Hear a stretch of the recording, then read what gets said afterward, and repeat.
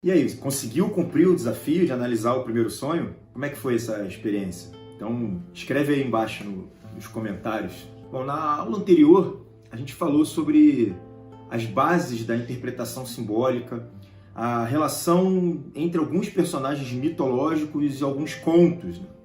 E a gente desvendou o mistério por trás dos sonhos no próprio inconsciente. Então, é importante que você entenda que os símbolos são uma ferramenta poderosa de manipulação por conta desse inconsciente. Se o impacto dos símbolos fosse apenas na esfera consciente da nossa personalidade, não seria tão importante assim. Agora, muitas e muitas vezes, principalmente com criança que não entende bem e exatamente a mensagem por trás de um filme, ou a propaganda, ou até mesmo pesadelos que elas têm, elas simplesmente sentem o impacto da mensagem. Como eu te mostrei na aula anterior, alguns desses símbolos provocam sentimentos ruins, mesmo que você não saiba o que eles significam. Com base nisso tudo, eu queria revelar a minha análise sobre o sonho que foi proposto na última aula. Bom, esse sonho eu estava com os pais, o que é muito interessante, porque denota as raízes, né? Ou seja, da onde você vem. E eles estavam desorientados.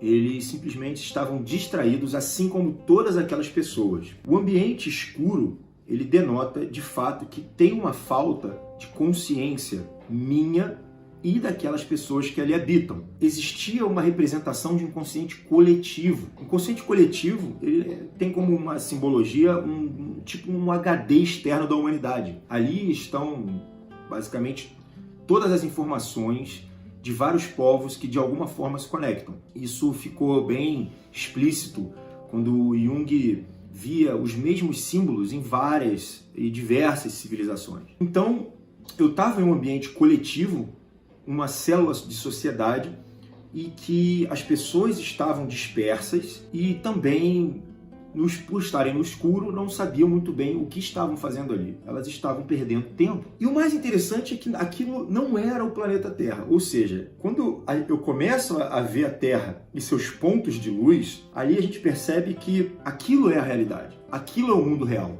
Então eu, Bruno, estava, de alguma forma, descobrindo o mundo real. Esse mundo real tinha pontos de luz que vão denotar que existem também pontos de esperança, pontos de conhecimento, pontos de outras pessoas que estavam ali agindo em prol de um despertar daquelas pessoas.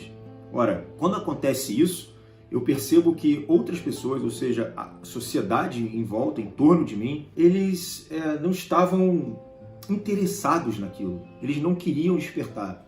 Isso faz uma analogia perfeita com a teoria do mito da caverna, de Platão, onde uma pessoa tem um despertar e ela faz uma força para sair daquela caverna e ela se cega, e essa parte realmente não apareceu no sonho, mas ela se cega quando ela está do lado de fora, e aqui ela tem duas opções. Ou ela volta para despertar as pessoas que estão aprisionadas, ou ela simplesmente fica do lado de fora. Bom, vocês já sabem a minha opção.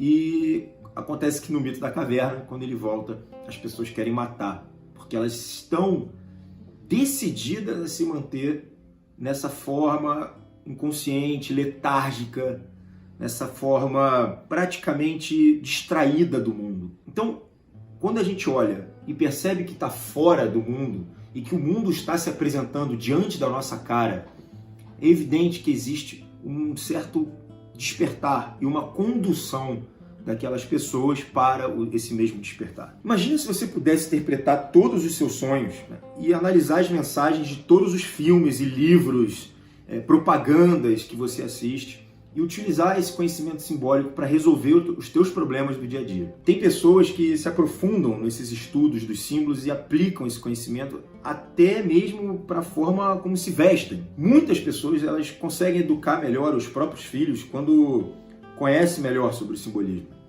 Isso acontece porque se aumenta o filtro dos conteúdos que chegam até as crianças e coloca nessa criança os valores morais através desse entendimento e funcionamento da sociedade. Fora que não tem nenhum assunto que chame mais a atenção das pessoas do que esse, né? Uma roda de conversa, todo mundo quer saber o significado do sonho, todo mundo quer saber o significado de algo que acontece, de uma cena comentada em cada filme. O problema, como você já entendeu, é que não tem conteúdo realmente confiável que esteja disponível sobre o simbolismo na internet, né? Para você ter acesso ao conhecimento de análise simbólica e interpretação desses sonhos, precisa de muita leitura, desde a literatura para a construção desse imaginário simbólico, psicologia arquetípica, mitologia grega, nórdica, egípcia, enfim, a psicologia aplicada ao cotidiano, marketing, livro técnico, fora os filmes clássicos, né? Você tem, pelo menos, chutando baixo, entre 100 e 200 filmes para você assistir, e também uns 50 a 100 livros. Bom, eu estudei, de fato, durante alguns anos, muitos anos, e dentre os mais de 30 mil pacientes que eu atendi individualmente, presencialmente, muitos me contaram sobre esses sonhos, e eu apliquei tudo que eu estudava em paralelo aos meus pacientes, e fiquei em silêncio nesse tempo todo, até começar a falar desse assunto publicamente. E essa experiência, ela me fez perceber uma coisa muito importante. Meus estudos de simbolismo aplicado nesses meus pacientes que relataram esses sonhos tiveram frutos além do esperado. Muitos problemas que podem ser considerados complexos, como, sei lá, medo de abandono, enfim, era solucionado com uma mudança simples na percepção.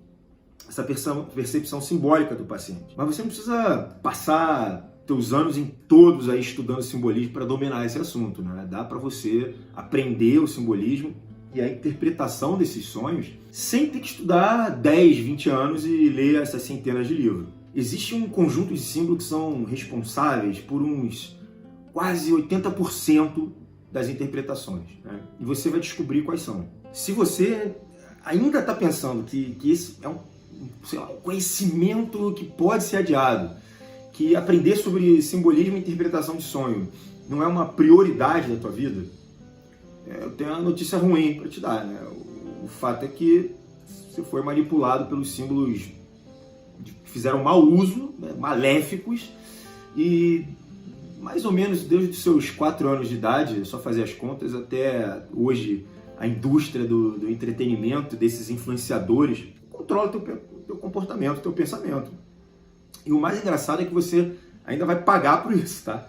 E se você tem filho, o problema é bem pior, o buraco é bem mais embaixo, né? E se só você fosse manipulado, o prejuízo seria menor, porque você é um adulto e supostamente tu devia ter controle das tuas ações. Mas você não controla o impacto das besteiras que seus filhos ouvem na escola, né? Então, isso afeta o inconsciente delas e você não consegue identificar se um filme vai ter consequência na formação do caráter daquelas que você deveria proteger acima de tudo, e você não sabe interpretar de uma forma prática as aflições e as preocupações que eles vão trazer para você todo dia. Isso tudo sem falar dessa quantidade colossal de sonhos e importantes que passam batido na tua vida. Aliás, falando nisso, tem uma outra pessoa que mandou uma outra pergunta, até em termos meio desafiadores, diz assim: mas por que o senhor usa aí a filosofia grega, esse simbolismo, para interpretar a Bíblia, em vez de interpretar tudo à luz da Bíblia? Eu digo, bom, em primeiro lugar, eu não conseguiria ler a Bíblia se não existisse já os simbolismos anteriores. Quando Moisés escreveu a primeira linha da Bíblia, no princípio Deus criou o céu e a terra, ele escreveu para pessoas que sabiam o que era céu e terra, ou não. E de onde elas obtiveram essa informação? Não foi da Bíblia, certamente. Então, elas também sabiam que a terra era o limitado e o céu era o ilimitado. Então já sabiam o ápero. Se elas não soubessem isso, elas não teriam entendido nem a primeira linha da Bíblia. A Bíblia se refere constantemente a um universo existente que a precede. E, vamos dizer, todas as suas palavras têm que ser interpretadas em função deste referente. Senão, não faz o menor sentido. Por exemplo, referência geográfica, onde está a cidade tal, né? Ou o que é, vamos dizer, a figueira, né? O que é a azeitona, assim por diante, né? Então, hoje em dia você tem toda uma ciência do simbolismo, que já fez o repertório desses significados tradicionais de todos esses objetos, e sem dúvida você vai precisar disso para você entender o que a Bíblia está falando. O meu objetivo é resgatar a linguagem perdida desses sonhos para a nossa sociedade como um todo, na medida do possível, claro, e fazer com que você aprenda a ler teus sonhos e interpretar os símbolos da sua volta. Então a gente precisa de mais pessoas que buscam a verdade, para que a gente possa tomar de volta esse controle da grande mídia e da educação generalizada, para que os valores morais de fato sejam conservados e passados para a próxima geração, uma coisa óbvia. Então, para quem realmente está comprometido, eu vou abrir agora a oportunidade de você receber o acesso antecipado ao meu curso que eu nunca fiz, inédito, de símbolos e sonhos. Fica tranquilo que todas essas informações elas vão ser liberadas na última aula da nossa maratona, que vai acontecer segunda-feira, 20 horas. Na noite anterior, no domingo, eu vou abrir de maneira antecipada as inscrições para quem estiver dentro do grupo dos comprometidos. Então, clica no botão verde abaixo desse vídeo aqui e entra agora no grupo para receber todas essas informações. Então, o poder dessa manipulação dos símbolos, ele está nas mãos das pessoas mais intenções, né? As pessoas erradas. E essa sabedoria das interpretações dos sonhos, ela está reservada aos maiores leitores e os pacientes mais estudiosos. Eu acho que dá pra gente mudar isso agora. Na próxima segunda-feira, 20 horas, vai ser liberada a última aula da nossa maratona. E para fechar com chave de ouro esse ciclo, eu vou mostrar para você como que a gente pode fazer parte ativamente dessa mudança e como é que você pode aprender na prática a interpretar os sonhos e os símbolos à sua volta, para que não haja nenhum tipo de manipulação. A última e mais importante aula da nossa maratona será liberada segunda-feira e eu conto com você.